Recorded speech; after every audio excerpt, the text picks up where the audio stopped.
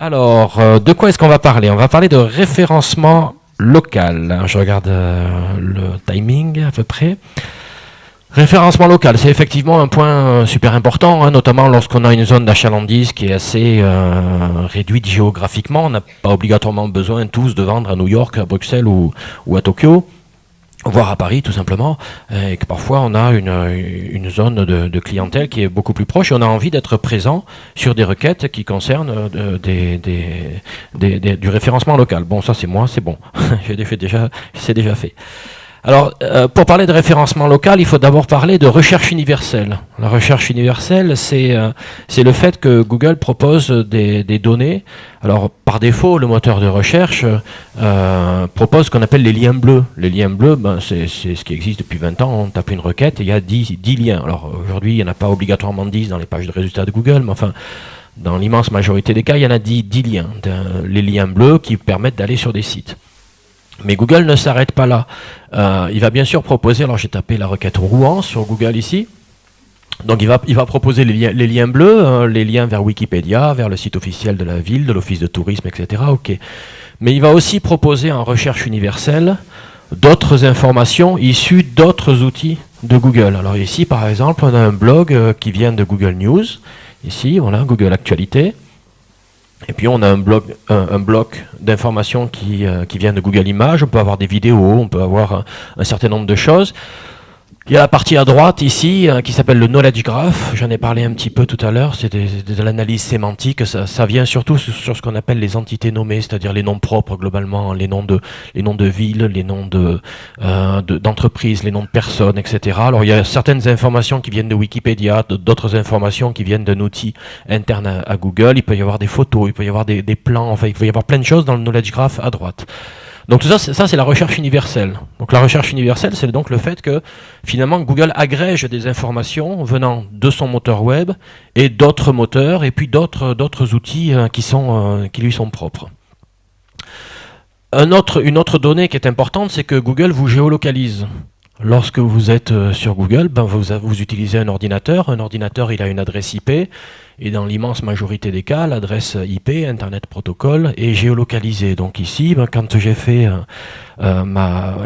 le support, ben, j'étais chez moi. Alors j'habite à Heiligenstein, qui est juste à côté d'une ville qui s'appelle Bar. Alors si vous allez sur Google, hein, vous tapez une requête, puis vous avez la barre en haut, hein, Web Maps ici, hein, Web Maps Actualité, Images. Enfin, je suis trop petit, mais et puis vous avez outils de recherche. Si vous cliquez sur le bouton outils de recherche à droite, il va vous indiquer sur la barre du bas, barre, ou alors vous pourrez indiquer si vous n'êtes pas situé à Bar, si Google s'est trompé en analysant votre adresse IP, vous pourrez indiquer également où est-ce que vous vous situez géographiquement. Google essaye toujours de vous géolocaliser pour vous fournir des informations spécifiques à votre localisation géographique.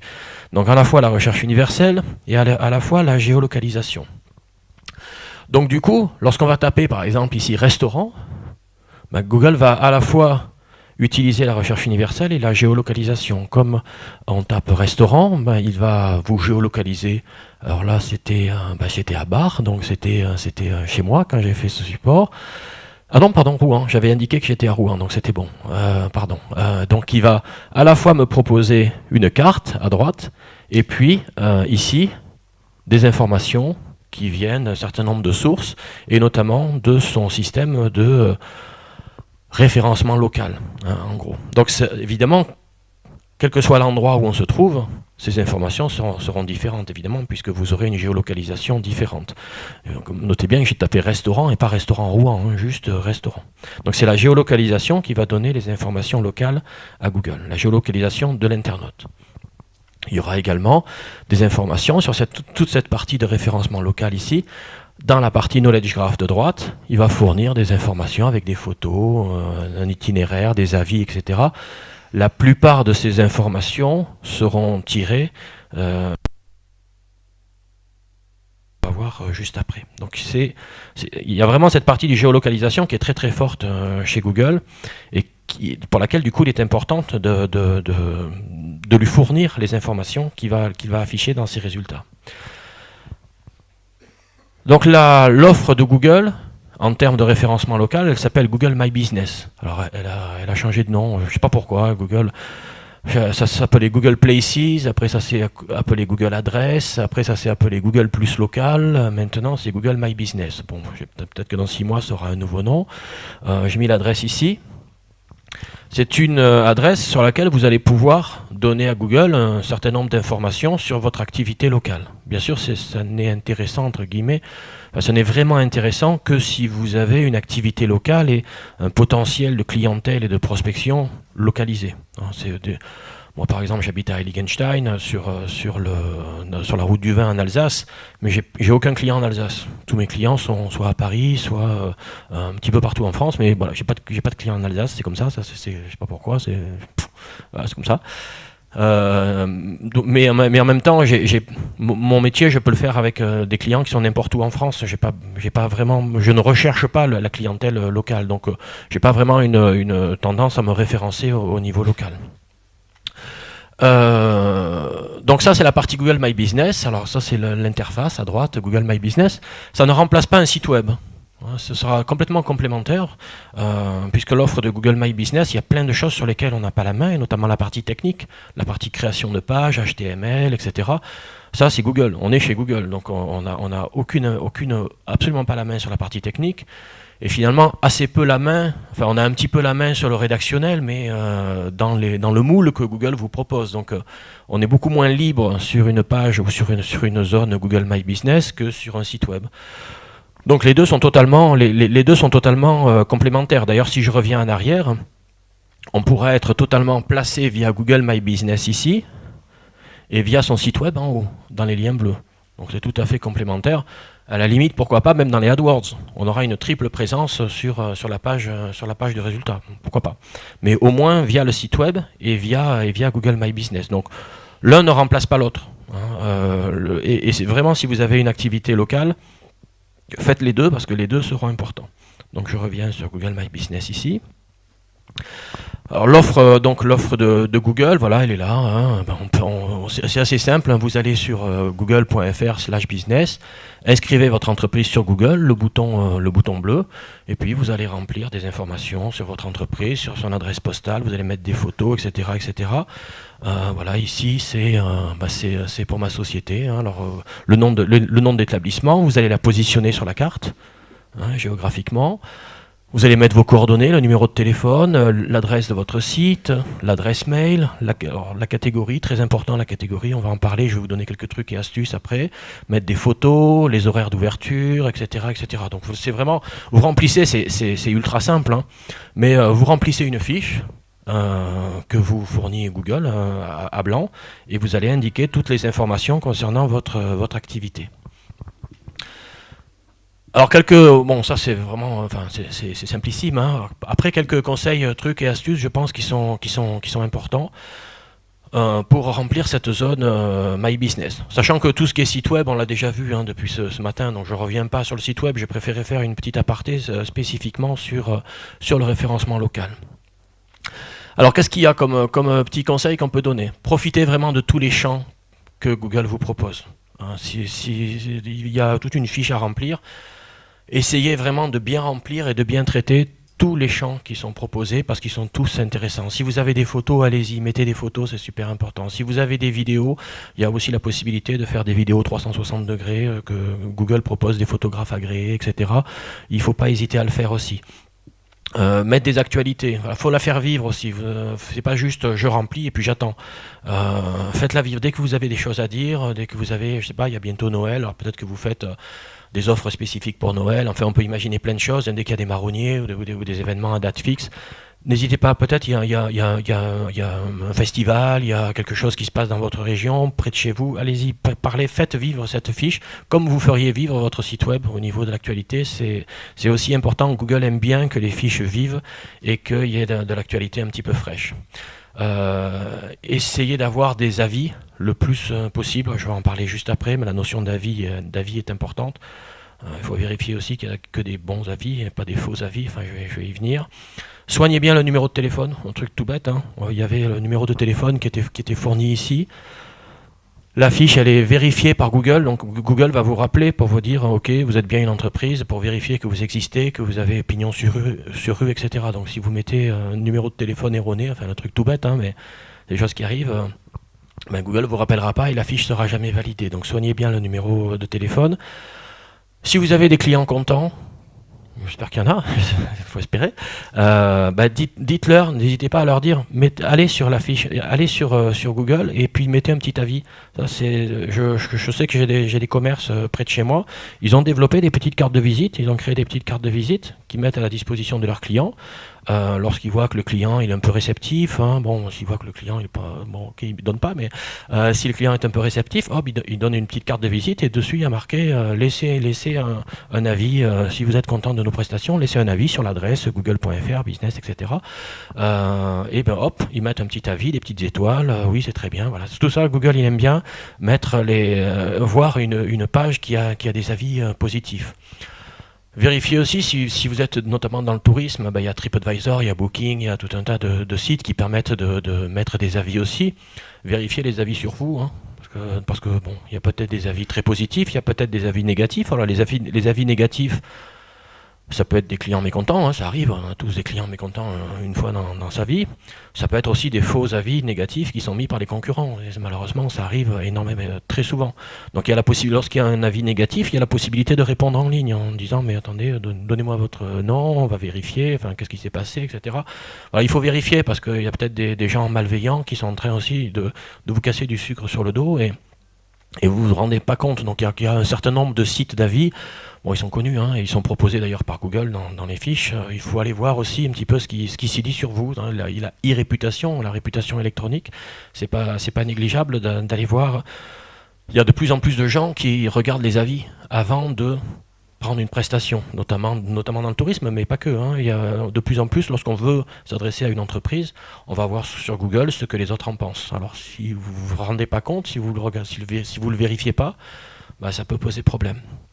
Alors un truc tout bête, sur la fiche My Business, donnez exactement la même adresse postale que celle qui se trouve sur votre site web.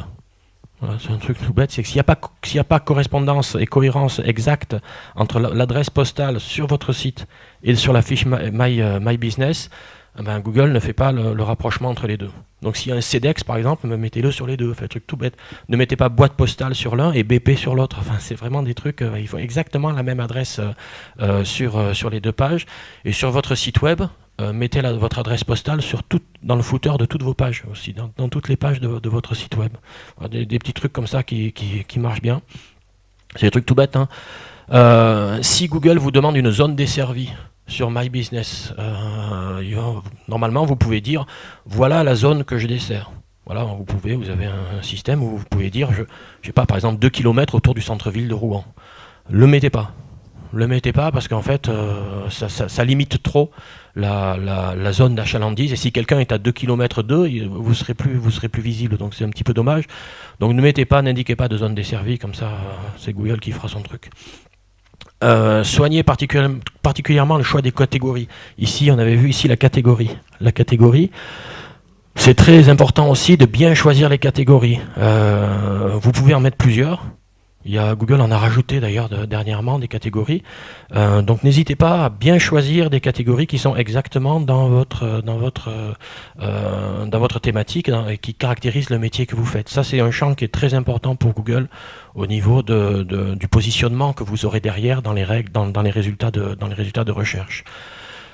Si vous avez plusieurs agences, par exemple une agence à Rouen, une agence à Nantes, une agence à Paris, une agence à Marseille, etc., faites une page par agence ou par lieu. Ne présentez pas toutes vos agences sur la même page de votre site web notamment. Il faut toujours faire une page au minimum, peut-être même un mini-site par agence ou par localisation.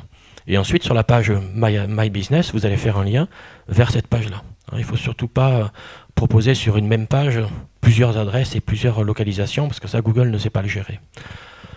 Ne suroptimisez pas, alors c'est un truc tout bête, mais ne dites pas sur votre fiche My Business que vous êtes les meilleurs du monde, que c'est pas la peine de mettre des catégories qui représentent pas votre métier, enfin des trucs tout bêtes. Hein.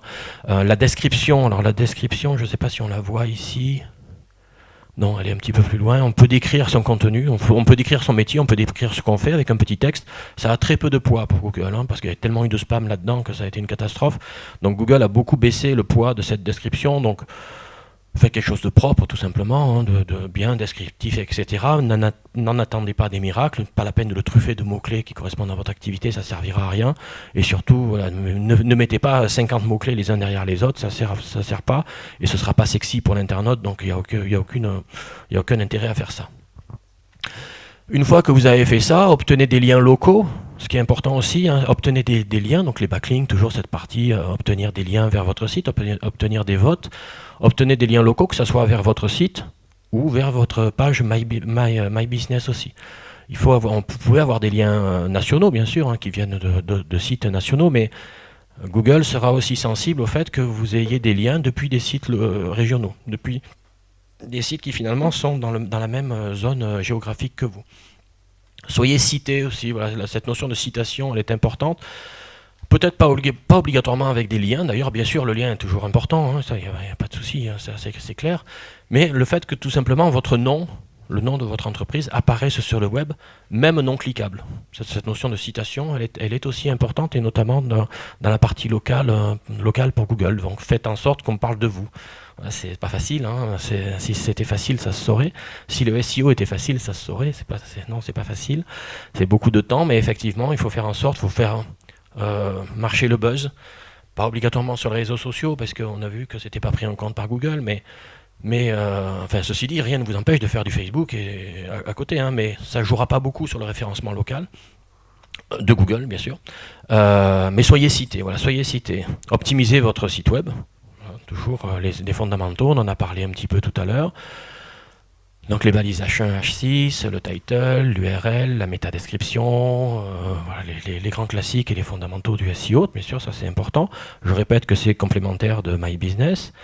Et donc, comme je l'ai dit, indiquez votre adresse postale dans le footer de toutes vos pages. Donc complètement en bas de page.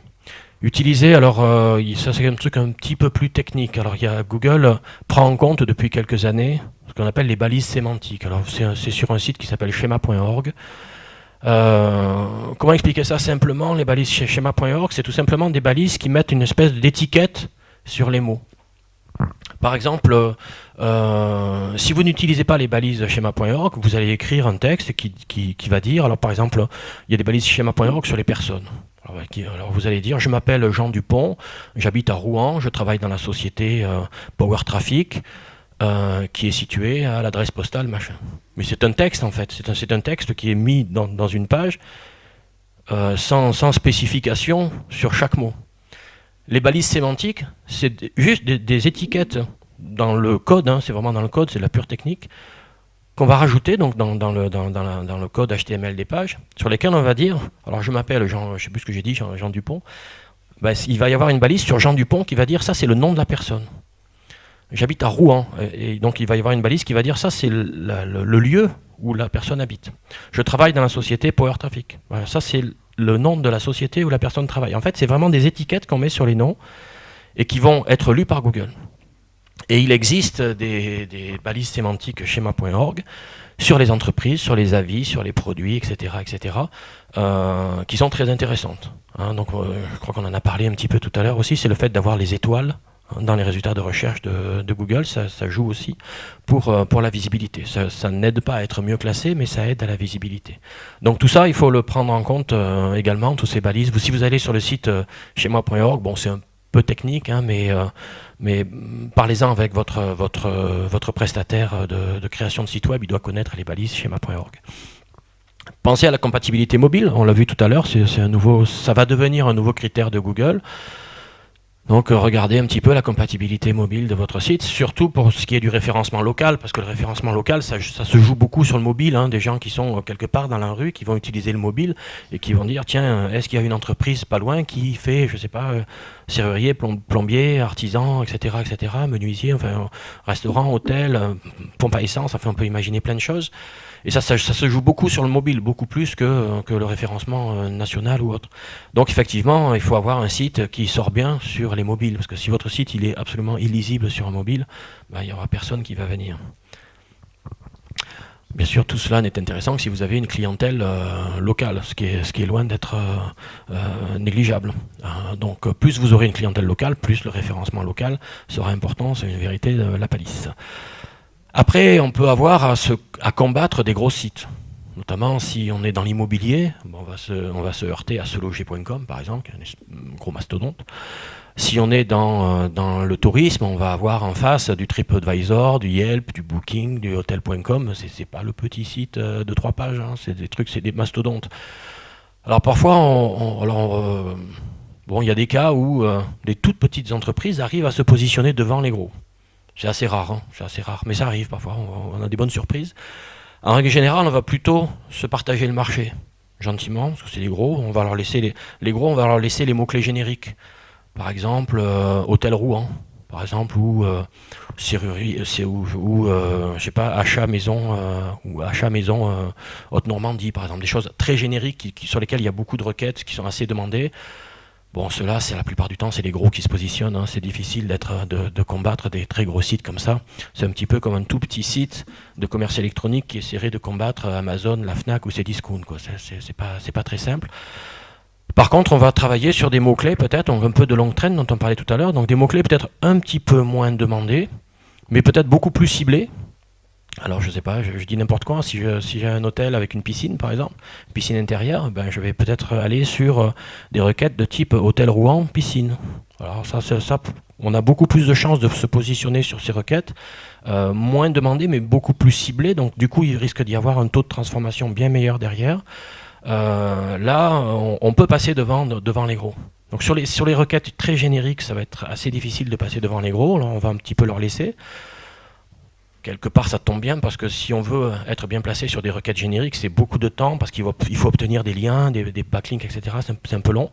Alors que sur des requêtes plus spécifiques, donc moins demandées, mais beaucoup plus précises, c'est un petit peu plus facile quelque part de passer devant les gros. En tout cas, ça se tente.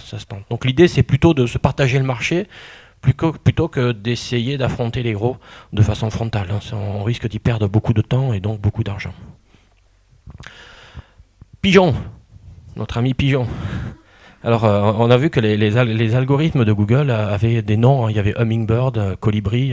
Alors après, il y a Panda Penguin. C'est pas l'algorithme, c'est autre chose. C'est des filtres. Mais bref, Google aime bien les petites bébêtes. Bon, alors Pigeon, c'est pas Google qui a donné le nom de Pigeon. C'est le nouvel algorithme de référencement local de Google qui a été lancé cet été aux États-Unis.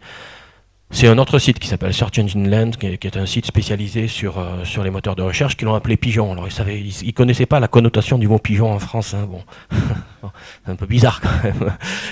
Il y a Google Pigeon qui arrive.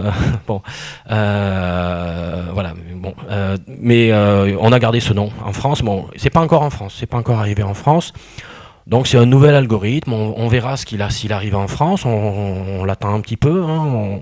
On regarde ça du coin de l'œil, enfin on fait une veille là-dessus parce qu'il semblerait que ça ait beaucoup changé aux États-Unis, les résultats de référencement local, l'arrivée de Pigeon. Alors, plein de questions, hein. Est-ce qu'il sera lancé en France? Est-ce qu'il sera régionalisé, adapté à la France? On ne sait pas, hein. Google n'annonce rien à ce niveau-là. Wait and see, on verra. Alors, il semblerait que la géolocalisation de l'internaute sur son mobile est beaucoup plus précise. Donc, l'internaute qui va chercher sur son mobile des informations locales aura des données, des sites web qui sont encore plus précis au niveau de la géolocalisation, donc encore plus proches. Il y aura une compatibilité mobile qui, a priori, serait plus forte, on verra. Et que des gros sites de type Yelp, etc., seraient plus visibles. Mais tout ça, c'est aux États-Unis, donc on ne peut pas dire encore, comme c'est pas encore lancé en France, on sait pas ce qu'il en est. Ça fait quand même quelques mois que c'est aux États-Unis. Si c'est lancé en France, ce sera dans les mois qui viennent. Hein, ce sera pas dans un an. Hein, donc voilà, faites une petite veille. Hein, lisez abondance.com tous les matins, avant le petit déj ou après, c'est comme vous voulez, pour voir si Pigeon est arrivé en France. J'espère qu'on lui trouvera un autre nom d'ici là, lorsqu'il sera dans l'Hexagone. Voilà, donc c'était quelques informations au niveau du référencement local. Retenez bien que il y a Google My Business, absolument incontournable aujourd'hui, que c'est complémentaire d'un site web. et que il faut vraiment bien remplir la fiche My Business pour avoir une double visibilité, à la fois dans les liens bleus et dans les résultats locaux de Google. Voilà, si vous avez des questions. Merci Olivier. Y a-t-il des questions?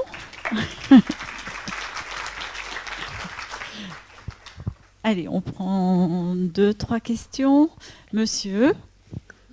Merci.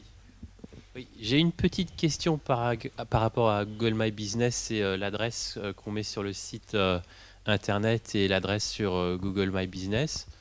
Donc j'avais fait tout ce qu'il fallait, puis j'ai changé de lieu. J'ai pas changé l'adresse sur le site web, mais je l'ai changé sur le Google My Business. Pourtant, l'annonce reste là. Mais c'est peut-être pas... Tant mieux. Bah. Tant mieux. Maintenant, faites les deux parce que souvent il y a certains points aussi où les délais sont très très longs chez Google. Ah oui. Donc il se peut aussi que c'est pas ce filtre-là n'ait pas encore été pris en compte. Donc ça pourrait arriver quoi. D'accord. Ouais. Ok, merci. Bonjour. Du coup, moi je vends des produits qui se transportent mal. Donc des produits d'emballage, carton par exemple. Si je fais un site e-commerce et que je veux vendre par exemple que en Normandie, est-ce que c'est possible? Est-ce que ça peut rentrer dans une stratégie de référencement naturel pour se référencer vraiment que en Normandie? Parce que par exemple je veux adapter mes prix, mes frais de port pour la Normandie et pas autre région. Ah mais oui, bien sûr, sans problème. Même, parfois il y a des problématiques plus complexes parce que, par exemple, j'ai un client à Tahiti qui vend des produits avec des prix différents selon que le consommateur et le client est à Tahiti, est aux États-Unis et en France. Et en fait, en fonction de l'endroit où il se trouve, il faut qu'il ait le prix, les frais de port, etc. C'est très très complexe. Donc on peut adapter à toutes les stratégies, bien sûr. Et justement, c'est le but ici, au travers d'une page My Business et d'un site web, c'est tout à fait possible. Après, après c'est au niveau de la commande. Si la personne dit je suis à Paris, déjà vous pourrez lui dire avant, on ne livre qu'en Haute-Normandie, mais s'il l'a pas vu, lorsqu'il indique dans sa fiche client je suis à Paris, vous allez lui dire écoutez, non, je suis désolé, appelez-nous. On ne perd pas un client comme ça, mais appelez-nous, on va trouver une solution. Mais on ne peut pas vous livrer via le site à Paris. On peut imaginer plein de choses, mais oui, bien sûr, tout est faisable, heureusement d'ailleurs. Alors, juste, c'est peut-être technique, mais par exemple, moi, avec ma Livebox, j'ai un IP fixe. Et du coup, mon IP, il est à Lyon, ou il est fixe. Est-ce que c'est gênant, du coup, pour cette... disons que vous allez être géolocalisé à Lyon. Donc, c'est sûr que si... En tant qu'internaute, bien sûr. Ouais. En tant qu'internaute, vous allez être géolocalisé à Lyon. Si vous voulez faire des recherches plus précises, à ce moment-là, il faut passer par outil de recherche et la localisation en indiquant que vous êtes sur Rouen. Mais moi, une fois, Google m'a localisé à New York aussi. Bon, pourquoi Et puis une fois, j'étais à Paris, il m'a localisé à Cannes. Bon, ça c'est pas toujours infaillible leur système. À ce moment-là, justement, il y a le petit bouton outil de recherche avec l'endroit où il vous géolocalise. Je vais arriver, et vous pouvez lui indiquer qu'il se trompe et lui donner la bonne géolocalisation. En général, c'est ce qu'on fait. Après, on n'a peut-être pas envie qu'il nous géolocalise aussi. Enfin, c'est un autre problème. Mais il y a toujours possibilité de changer le paramétrage.